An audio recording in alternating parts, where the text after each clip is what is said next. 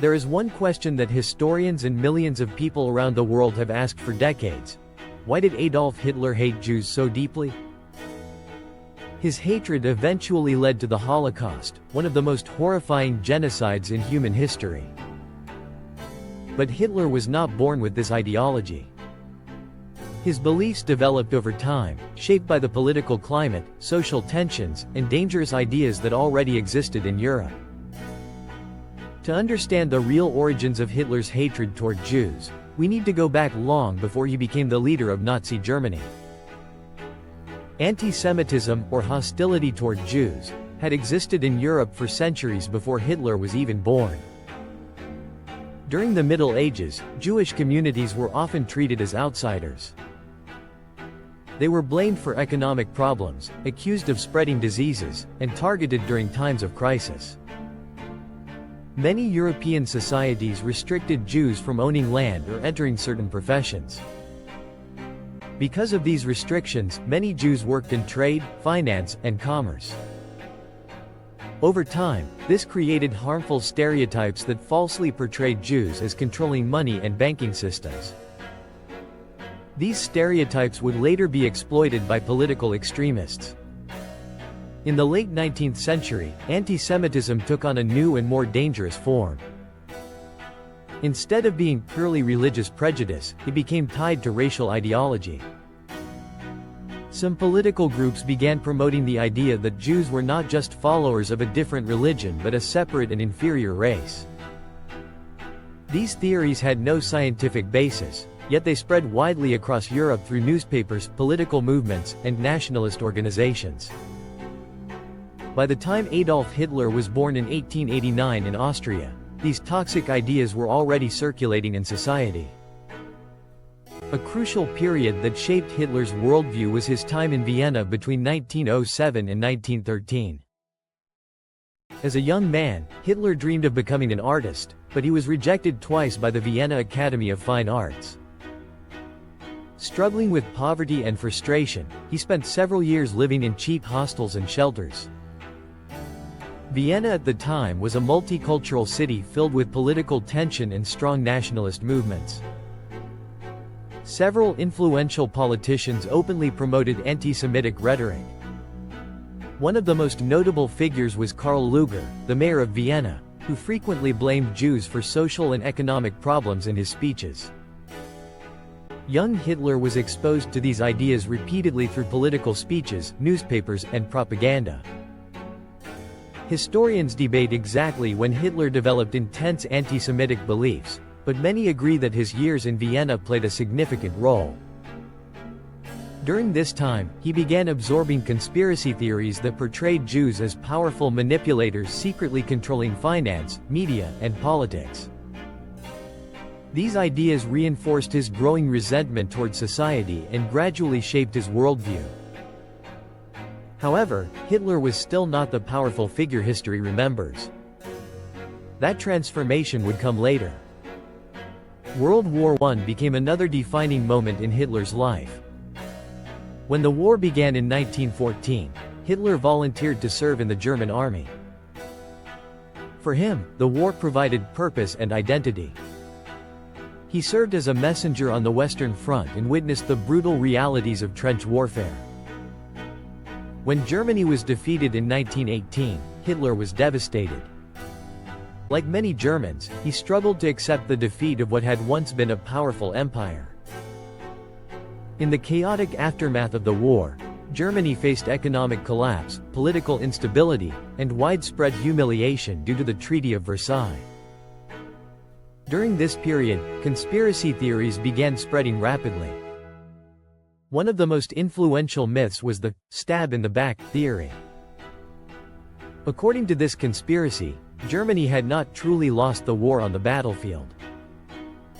Instead, it had supposedly been betrayed by politicians, socialists, and Jews within the country.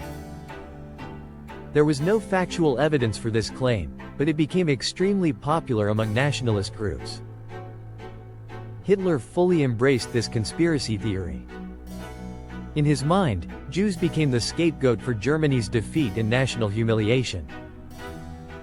This belief deeply influenced his political thinking and later became a central part of Nazi propaganda.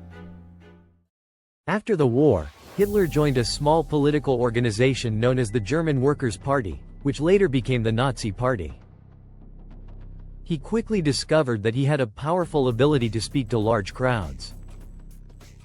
His speeches were emotional, dramatic, and filled with simple explanations for complex problems. Instead of discussing economic policy or political reform, Hitler focused on identifying enemies. Jews became the primary target of his accusations. Through propaganda, Hitler and the Nazi Party repeatedly claimed that Jews were responsible for Germany's economic struggles, cultural changes, and political instability. These accusations were not based on evidence. However, propaganda works by repeating ideas until they begin to feel like truth. Hitler's speeches turned public frustration and fear into hatred directed toward a specific group.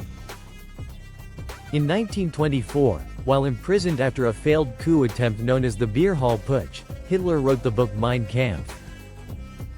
In this book, he outlined his political ideology and racial beliefs. Hitler argued that history was a struggle between races and that the so-called Aryan race was superior. Within this worldview, Jews were portrayed as the ultimate enemy, supposedly working to weaken nations from within. These ideas combined racism, conspiracy theories, and extremist nationalism into a dangerous ideology. When Hitler became Chancellor of Germany in 1933, these beliefs were no longer just words in speeches or books. They became government policy. The Nazi regime began passing laws that excluded Jews from public life. Jewish citizens were removed from government jobs, banned from universities, and stripped of many basic rights. In 1935, the Nuremberg Laws officially removed German citizenship from Jews and prohibited marriages between Jews and non-Jewish Germans. As the years passed, discrimination turned into organized persecution. Jewish businesses were boycotted, families were forced out of their homes, and communities were systematically isolated. One of the most shocking events occurred in 1938 during Kristallnacht, a night of coordinated violence against Jewish homes, businesses, and synagogues across Germany and Austria. Thousands of Jewish men were arrested and sent to concentration camps. When World War II began in 1939, Nazi policies toward Jews became even more brutal. In 1942, senior Nazi officials met at the Wannsee Conference to organize what they called the Final Solution. This plan aimed to systematically exterminate the Jewish population of Europe. Over the following years, millions of Jews were deported to ghettos, forced labor camps, and extermination camps.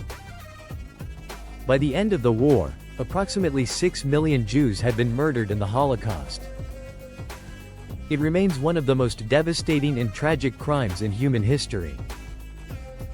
Understanding why Hitler hated Jews requires looking beyond a single explanation. His hatred developed through a combination of historical antisemitism, racial ideology, political propaganda, and the turbulent conditions of post-World War I Europe. Hitler did not create antisemitism, but he transformed it into a powerful political weapon that led to unimaginable destruction. History teaches an important lesson through this tragedy. Hatred rarely appears suddenly. It grows slowly through propaganda, misinformation, and the targeting of vulnerable groups. When these ideas go unchallenged, they can escalate into violence and even genocide. The story of Hitler's hatred toward Jews is not only about the past. It is also a reminder of the dangers of extremism, racism, and conspiracy theories in any society.